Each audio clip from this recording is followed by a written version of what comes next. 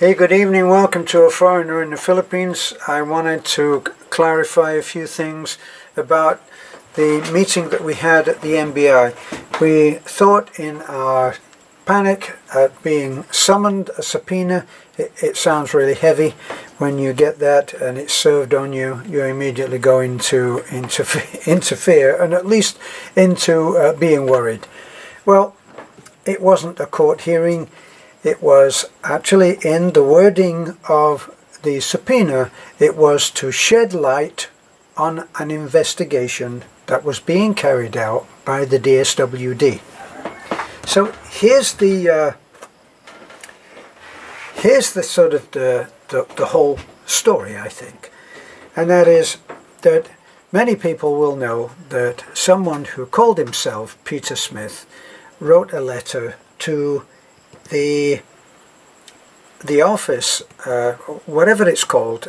I'm sure that there is. It's an 8888 number, and he wrote, I think, to Malacanang in Manila, and he made many allegations, many accusations, and they actually were all untrue. Now, this was actually part of a whole campaign against us. Anybody who's been following our videos will know that we've been very transparent. Now, let's get something straight. We've kept good records. We've kept good records, not just on video, but on paper. We have accounts. Why have we got accounts? Well, we always knew that at some point we'd be required to account for what we have received and what we spent. Now, it's in the last few months that things have gone just insane.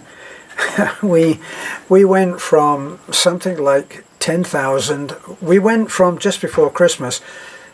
My wish was, oh gosh, if we could just be 10,000 videos, 10,000 subscribers by Christmas, that would be wonderful.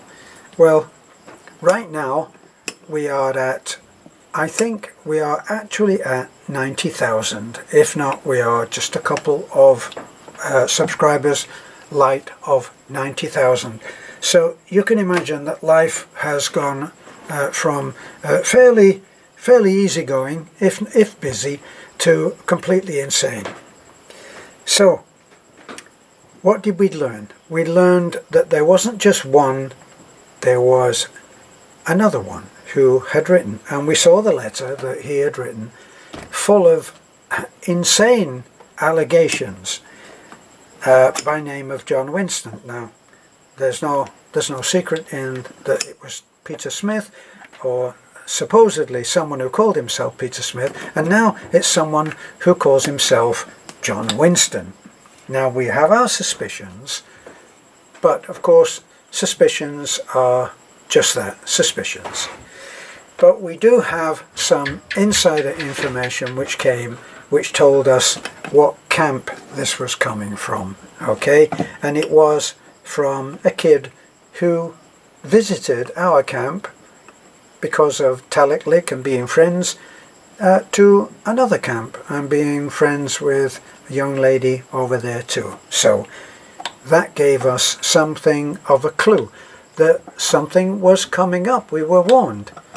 The warning was Terence and Beth are going to be in a lot of trouble for practicing what they do without a license. Now, our situation has been that ever since we started about 18 months ago, we actually went to the DSWD and we put in a form. Now, I've said this before, but somewhere along the line somebody misses it. So here we're trying to do the whole thing. We filled in a form which was for a permit to solicit funds, and it was very clear on the form. What it didn't make clear was that the form was for soliciting funds in the Philippines. And of course, the first question that the DSWD lady in Taliban asked, where do you get your funds from? And we said, abroad. And she said, well, this permit would be no use to you because it's only for soliciting funds in the Philippines. Okay, so we were out there and we walked out wondering what the heck we were going to do. But that lady volunteered that she would write a note which would go into a file which could be called upon if necessary later, and it may well be called upon.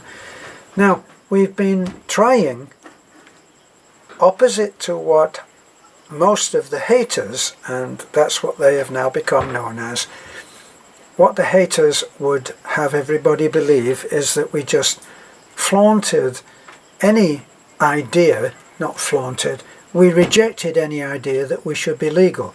Well, we didn't do that, and we went to see the DSWD in Cebu.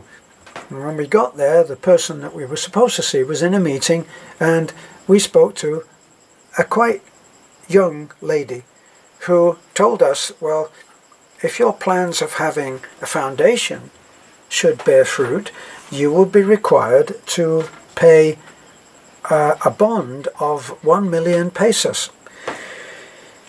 It may as well have been 10 million pesos, because we didn't have 1 million pesos that we could pay. So we walked out very despondent and on the point of giving up. Now, as you know, we didn't give up. We continued. Now, our reasoning was suspect because we thought, who could object to us building houses for people? Who could object to us taking people to the hospital for all manner of operations? And there was baby Faith, there was baby Jane, there was Marife's mother-in-law, who was suffering from what threatened to be, what appeared to be a life-threatening hysterectomy that was needed, and we got her through that too. Seldom acknowledged, but that's what we did, with the help of our subscribers. So that and many other things that we did. And we did what we did in truth and honesty. And here's the thing, as our YouTube channel gained in popularity, we actually earned money out of it. Now, at some point, someone was outraged because I said that we don't make huge amounts of money in terms of what an American would earn. And Beth and I working on the basis that, what is the time right now? It's 8:30 right now, and I'm still working, and so is Beth. And we will still be working probably at 10, 10:30, 11, 12, and sometimes 2 in the morning. And then we get up, and as can be seen by our responses to comments, we're back at work. Believe it or not, look at the time on the responses to the comments, and you will see that often it's 3:30, 4 o'clock, 4:30, 5. And there's a very good reason for that. Well, we wake up early, but we've gotten into that habit because that's when the signal is very good in our hilltop home. So we tend to do that. Then we take a nap, then we get up early, and we're full on at work. And we are still going late at night. So we consider that we are 24/7 on call, as would be seen by our taking the wife of Pastor Timio and Pastor Timio to the hospital at something like 3 in the morning, because they had not received any help from the place that they had the accident, which you will all know about. Now, let's get to the people that have brought all of this to a head. Well, maybe before that I should deal with the fact that we are now in progress, we are in process for doing our non-profit, non-stock organization. And that will enable us to go for funds at various places in the United States, in the UK, in Australia, Germany, all over the world. We actually do have subscribers all over the world. And we are helpless to do more because we've done everything that has been required of us, and it's still not been dealt with. Now, the third attorney that we saw when we went to Tagbilaran on Tuesday, we saw 3 attorneys, and the first one was real gung-ho. He said, the NBI don't have any power. You don't have to go to this. I wouldn't go if I were you. Well, we walked out and said, I don't think that was very good advice. Went to a second one who said, yes, go, and we booked him to go with us. And he did. So the third one, we thought, out of curiosity, the third one was part of a family of attorneys who are connected to the Village of Hope orphanage, who have actually helped us with the paperwork for doing our application. So we went to see him. We both felt very comfortable with him, and he was very good in his advice to go, to be honest, to answer the questions as they came up. So, to the point where we got to the meeting, and it was a meeting, they were late by an hour. The investigating officer was on a operation. He was out on an operation. While he was out being late because of his work, we talked to a more senior NBI officer who actually was an attorney and had dedicated himself to the NBI. Now, I learned for the first time that the NBI is actually quite a dangerous occupation because they go out and they're front line.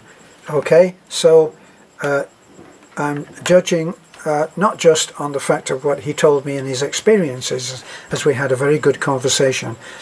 I'm going by the fact that there were 2 bulletproof vests in a cabinet next to him as we sat with him at his desk waiting for our investigator to arrive. We came away from him with a distinct impression, and we were impressed by his dedication, by his intelligence, and by his willing to talk. And we met the man who would be investigating us.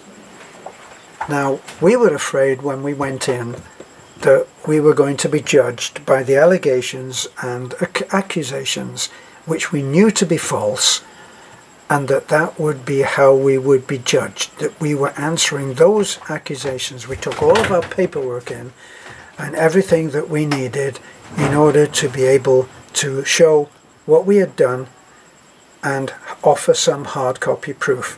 We had our computer with us and would have shown the videos, except that we were very impressed by the fact that next to the officer was a wad of papers this thick, which apparently included maybe more of our videos, and having watched our videos during his investigation, his diligent investigation, we felt, of our videos. So when we were asked a question, we answered it honestly, and he had watched the videos and actually had subscribed and knew the answers. Like any good investigator, he knew the answers to the questions before he asked them. We answered honestly. Why would we do others? Now, over to our 2 accusers who have filled pages with lies. Now, this is where our subscribers come in. Our subscribers are solid gold, and we thank you in this video now. We want to thank you from the bottom of our hearts for your support, for your loyalty, for your honesty and for your willingness to write in comments and emails of your belief in what we do. Now, okay, we may not have been that good as far as the law went, but what we learned is this. The law is there to help people, to protect people. Sorry, I'm adjusting the microphone here.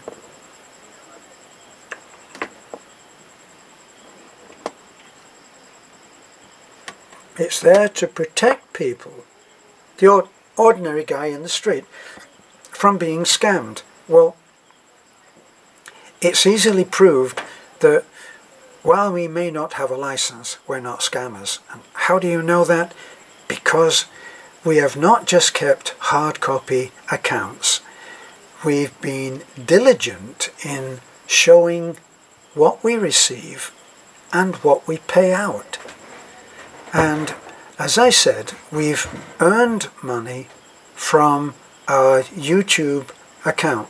And as I also said, someone was irate that I was putting down the idea that we earned what we do from our channel, as if we should be responsible for the minimum wage in, I don't know, Guatemala or Texas or somewhere. Right. What we have said, and what I have said, is that compared to the hours that we spend at work, compared to that, and you divide that, sometimes we have earned $6,000 in a month from our YouTube.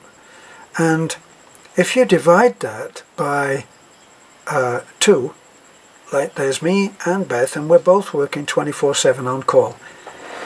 If you divide that by 7 days a week, and on call 24/7 for people who need help, I've forgotten the exact math, but it comes out at about, I don't know, 15 or 20 pesos an hour. Okay, so we're not putting that down because we're living in a pesos economy, and so we're very grateful for what we get. And Patreon is paid on a pledge where people decide that they would like to support our channel so that we can pay some of the costs that are involved. Now, we pay for our own vehicles, and that brings us to another. Let's dispel a couple of these rumours. We have a little red, which many people have said is a lemon because it suffers so many breakdowns. It suffers so many breakdowns because it is cruelly punished every time it's taken out. It's beaten to death practically, and it's had, in the short time that we've had it, it's had 2 or 3 engine rebuilds. How do you know? Because we report it when it happens. That's how. Now, we paid that off. We got that on finance, but we paid it off. We paid it off when we went for the Big Blue. And we went for the Big Blue, and lo and behold, when we bogged down so many times in a very, very heavy rainy season, we bogged down and had to dig it out. How do you know? It's on video. Any question that you have, if you can be bothered to look, it's on. The answer is on video.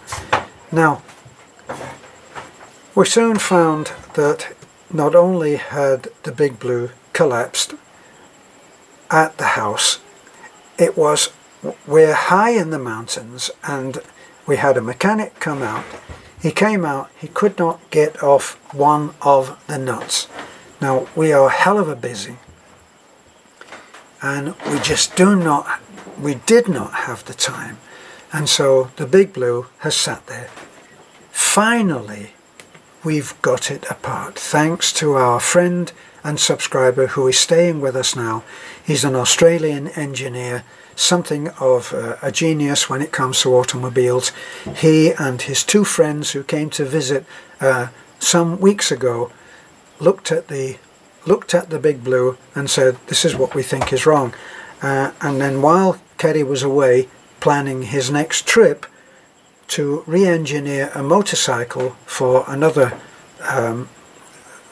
person that we've helped, Dennis, who had his leg amputated, Kerry took it on himself to make that a project, and he, along with some other Aussie engineers, worked out a system that could be applied to Dennis's bike, and that's what he's been here to do.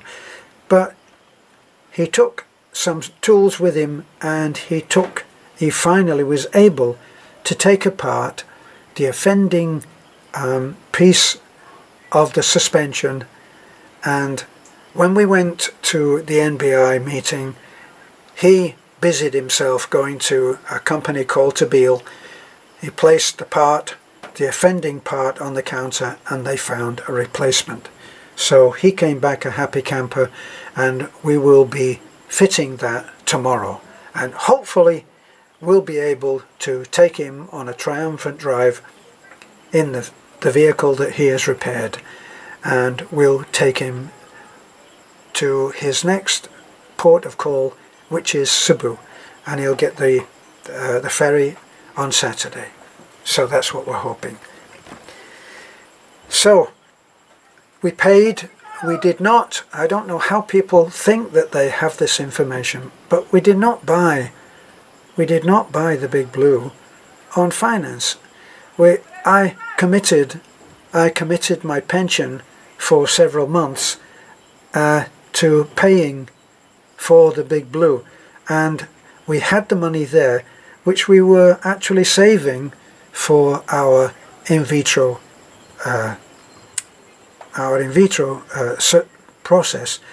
procedure, so that we can have a child. And we've just about replaced the money that it took to pay for the Big Blue. Now the Big Blue was dead in the water, and that's how it stayed for 6 months. Meantime, we did have some help, and we bought a bus. Now the Big Blue was doing a great job, but it seemed like it was very risky, and the jeepney-styled bus, which we finally got, is so much safer. Yes, honey? Okay, I'll be there. So the Big Blue bus has been doing a terrific job, and that's where we are right now. They're all used vehicles. None of them are new, because we can't afford new. We're not pleading poverty. In fact, the hardest question that I have put to me is when someone says, "What can we do for you and Beth?" And that's the hardest question that I have, because for me, I am the most fortunate of men, and I'm not lacking in anything. But I don't live a luxurious life. And for anybody who's taken the time to look at our evening meals, you will see where we eat our meals. We do not have a kitchen or a real functioning bathroom in our unfinished house. The cladding is unfinished on the outside. We do not have all of the windows installed. And there is much work to be done. I don't have a bathroom, so I wash with a bucket and a scoop outside in a little MASH movie style enclosure, which protects my modesty. You know, with a body like mine, you have to be very careful, I can tell you. I'm not turning you on, am I? So, we're not living in the lap of luxury. In fact, we're taken to task because we live in a scruffy little house on a scruffy little farm. And it often offends a lot of people who have beautiful little picket fences around their house and have the time to keep it just picture perfect. I was going to say we envy you, but actually we don't, because we feel very fortunate with the life that we have. Bottom line is, we have been given time to get our processing of our paperwork done. I don't know how we're going to get the SEC to hurry up, but we're going to try. So we're not going to be hauled up in front of a judge. We're going to not post any videos of the nature that we used to post before, which is to show often harrowing stories, and then people would send money and we would help those characters in that harrowing story would receive any help, complete, all of it. $100 sent is $100 given to those people. Well, 1,000 pesos, say. And that's how we've operated, and that's how we've been going on. And now, in order to comply with the agreement that we have reached with the NBI, we're not going to do any of that. Now, let me tell you just how insidious the campaign has been against us. We've had people write to us and say, I'd really like to donate. How can I get money to you?